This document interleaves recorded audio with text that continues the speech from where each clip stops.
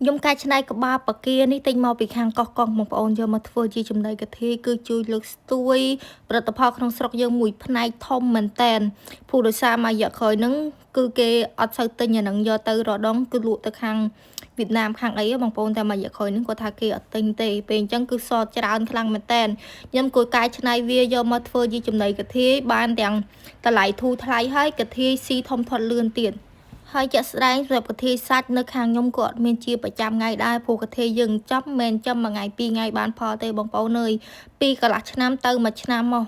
អញ្ចឹងបើឲ្យមានប្រកបគង់ទីផ្សាររាល់ថ្ងៃគាត់មានដែរ